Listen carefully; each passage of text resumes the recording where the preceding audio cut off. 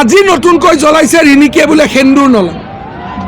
ৰিণিকে এনেকৈ চুলিখিনি ফাঁক কৰি কোনোবাই চাইছে নেকি তাত সেন্দুৰ আছেনে না? এলিজাবেথে সেন্দুৰ লয় সুধিছে যে ৰিণিকী ভূঞাই বোলে সেন্দুৰ নলয়। দম আছে গৌৰৱ গগৈ সুধিব এলিজাবেথ গগৈ সেন্দুৰ লয় নে নলয়? দম আছে। আজি 2 বছৰ ধৰি জ্বলাই আছে। মই সহ্য কৰি আছোঁ কাৰণ বিজেপি চৰকাৰখন আহিব লাগে। কিন্তু এতিয়াতো আৰু কালি 5টা বজাত কেম্পেইন চেছ। কালিৰ পৰা মুখখন মোৰ কোনে ৰাখিব? কালি 5টা বজাৰ পিছত মোৰ মুখখন কোনে ধৰি ৰাখিব?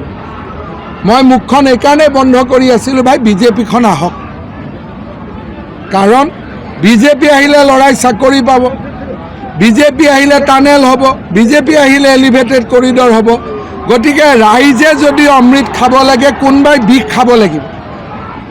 সেইকাৰণে মই যোৱা 2টা বছৰ জানি শুনি বিষ খাই আছোঁ। মোৰ যদি ঘৈণীয়েক নহ'লহেঁতেন বিনা অপৰাধত, মোৰ যদি ল'ৰা ছোৱালী নহ'লহেঁতেন ছুইচাইড কৰি পেলালেহেঁতেন।